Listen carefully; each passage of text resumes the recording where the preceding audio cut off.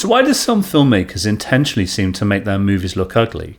Particularly in a world where most cinema seems to strive to be making beautiful films. The Hollywood aesthetic is about glossy images shot on beautiful location, and when cinema bucks that trend and makes an intentionally lo-fi film, it feels that they get a lot of pushback. And I think that's interesting because it feels that that pushback doesn't always happen in other art forms. If you consider like fine art paintings, some of them have been perfect renderings and seem photographic, like some Renaissance artwork. But we also embrace abstract and impressionistic images that are just as interesting and just as well loved as their more technically perfect images.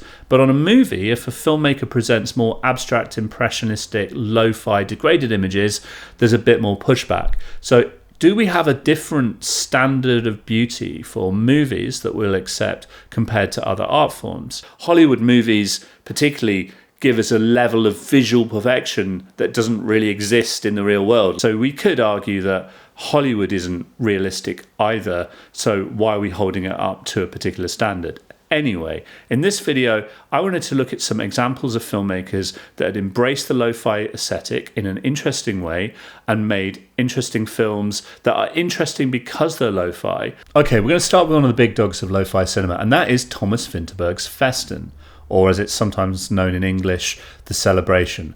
Now, this film was the first film made under the Dogma 95 manifesto, and that's a really important piece of filmmaking law when we apply it particularly to lo-fi films. So the Dogma 95 manifesto was created by filmmakers Thomas Vinterberg and Lars von Trier.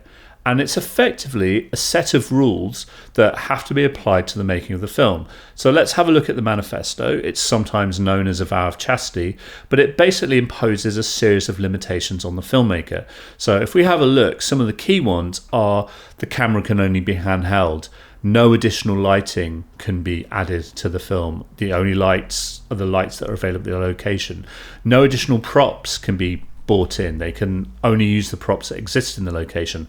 No music can be overdubbed, and so you can't have a soundtrack or excitement music. If there's music on the film, then it has to be performed in the location. So this set of rules applies a lot of restrictions on the filmmaker, as Lars von Trier states here. And all these rules are designed for me to give away control.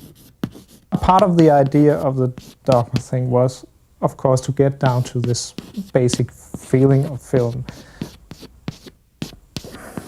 But it's provocative in the sense that you have this idea of, especially in Europe, of being an artist as being completely free.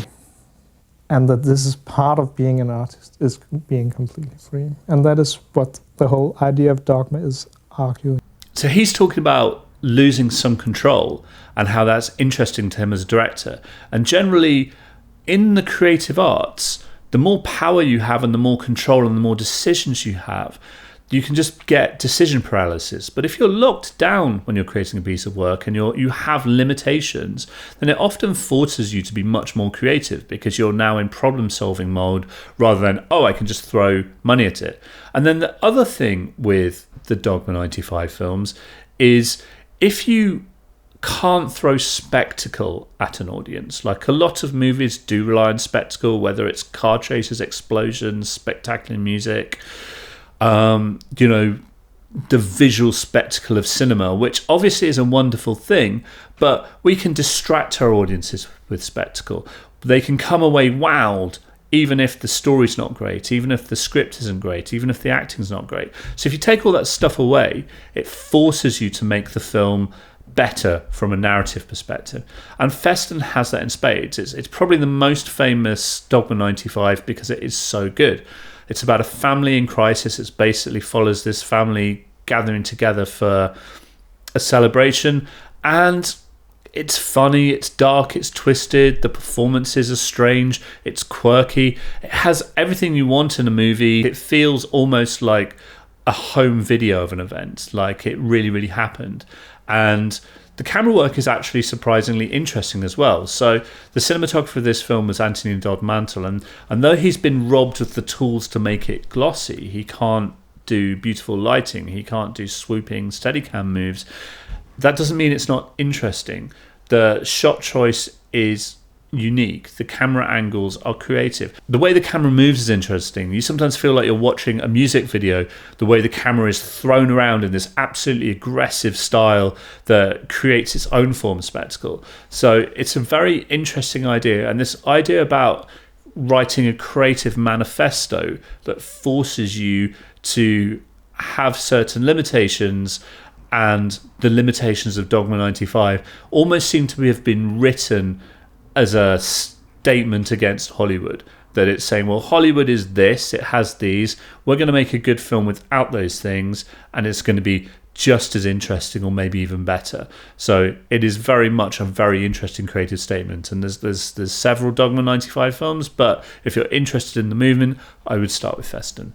It's quite likely one of the reasons why 28 Days Later has this lo-fi look shot on mini DV is due to practical reasons. The film is set in a post-apocalyptic London where a virus has turned everyone into zombies, and it opens with Cillian Murphy wandering around central London in deserted streets and not encountering any people. So we have these huge wide shots of a deserted London, and anyone who's ever been to London at any time of the day, it's not deserted, it's busy. So the challenge the filmmakers had was, how do we make London look deserted? And they did get permission to close certain streets at certain times, but these times were very, very limited. They would have windows of maybe 10, 20, 30 minutes only in the early hours of a Sunday morning, because the rest of the time it was far too busy and they can't get permission to shut down London. That's just not possible. So what they had to do is, well, if you've only got a 30-minute window or less, a 5-minute window to get the particular shot, you need to roll loads and loads of cameras at it and get all the shots you need all at once. And partially the choice around using a Canon XL1 mini DV camera is the camera is small and lightweight, so they can run around and grab those shots quickly. Like a big heavy duty 35mm IMAX super heavy duty camera would not be practical for a film like that, where speed and portability is of the essence. So I think that's the reason given why the film is shot on DV, but I personally don't think it's the only reason, because the small and lightweight argument also could exist with other cameras. Like, yes, they chose mini DV, but there were other lightweight cameras in the late 90s. There were better digital ones like Digibeta, which is a bit heavier, but it's still quite portable. But there were also cameras like the Art and Minima and other 16mm cameras, which were just as small and just as lightweight, but gave a much richer HD quality image. But they didn't choose those. They stuck with the mini DV aesthetic. And the mini DV look back then is really grungy. A 4x3 PAL camera has a resolution of about 570 vertical lines, but in cinema that 4x3 image had to be cropped down to 1.85 to 1, losing about 25% of the overall resolution. So when you're blowing up a less than 500 line image onto a big screen and then applying all the data compression that you get with mini DV, and then it would also need to be deinterlaced, the image is very, very blurry and very, very grainy. And in some ways, I think that's really good for 28 Days Later, because the film is about a post-apocalyptic England where everything has gone wrong. So presenting these kind of abstract, painterly, grim, depressing-looking images where the skin tones look bad, where the textures are grungy, it actually works for the film, because the fact that you can't see everything in beautifully aesthetic detail creates a really oppressive atmosphere. Like, the film is an oppressive watch, and it's visually oppressive. It's visually as uncomfortable as anything else.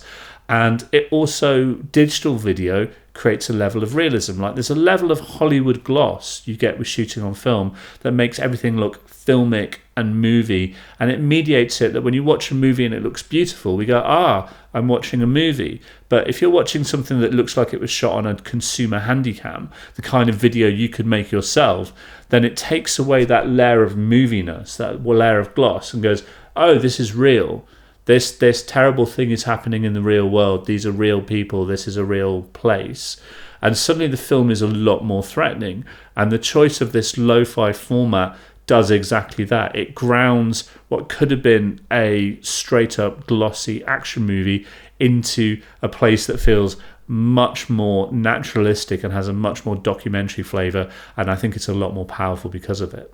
So I've mentioned Mark Jenkins' Bait in a previous video, but I'd like to just sort of discuss the topic a little bit more because it's a really interesting film, and particularly due to its lo-fi nature. So Mark Jenkins is a Cornish filmmaker, and he started making films on a Clockwork 16mm Bolex probably about 10 years ago now.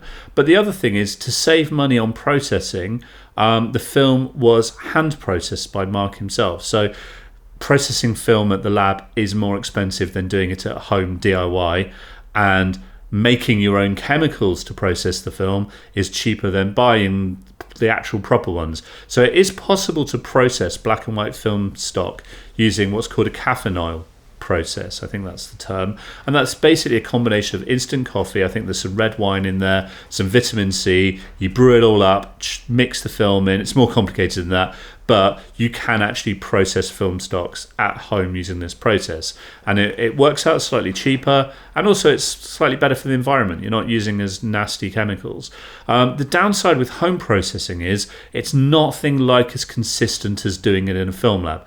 Like, film processing has to be done exactly. It has to be done at exactly the right temperature with the exact right mix of chemicals for the exact perfect amount of time.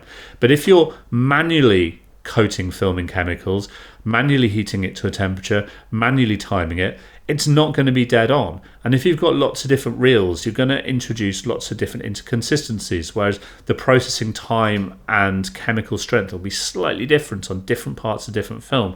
And what that does is it impacts the image. Like, if it's left longer in the processing bath, or the temperature is different, the contrast, the grain, the brightness, the texture of the film will be affected.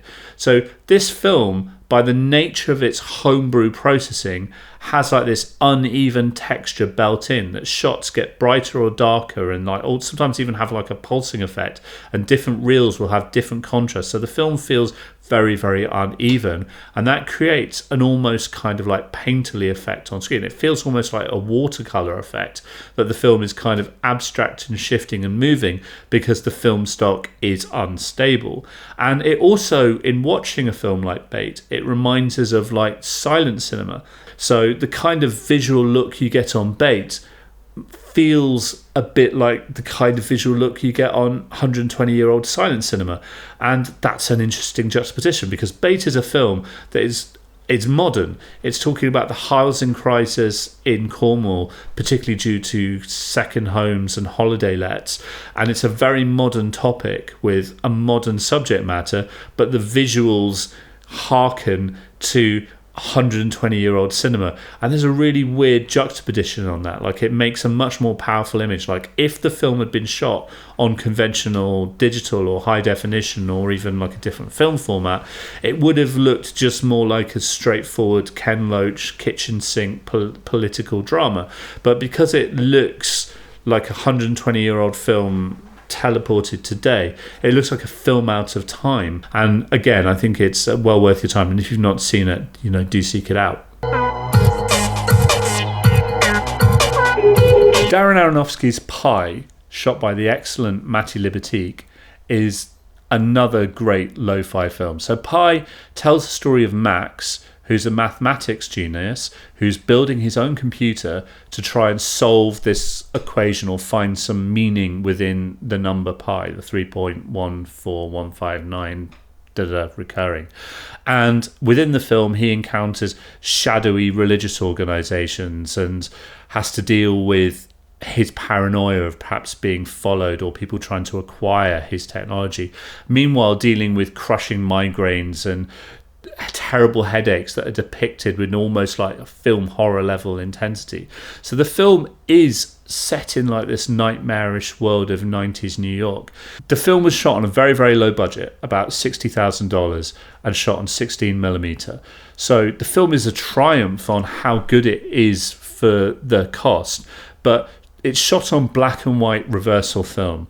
Now, reversal film, when you shoot narrative on it, creates this very, very contrasty image. It's very, very grainy, and the image is kind of black or white, but there's not many shades of grey. It's like ultra high contrast, and that creates this really, really unique texture in that this grimy depressing world that Max exhibits is exemplified by the texture of the film, but also it means that the bright things in the shot are brighter and the dark things in the shot are darker. So the dark areas just fall off to black and the shadows are inky black and we don't know what's going in them. But then the light, anything that's bright, just clip out to this blinding whiteness, which is really appropriate when your main character suffers from migraines, because one of the things you get with migraines is like photosensitivity. It's very hard to deal with bright light. To watch it feels like a headache. It's like a migraine of a movie, which is perhaps not the most uncomfortable watch ever, but it is something that's really, really powerful. So I really love Darren Aronofsky's work, and I think Pi is one of his better films, and it's well worth seeking out. So what lo-fi films have I missed out? I'd love to hear your thoughts and comments. Please come back at me with your suggestions.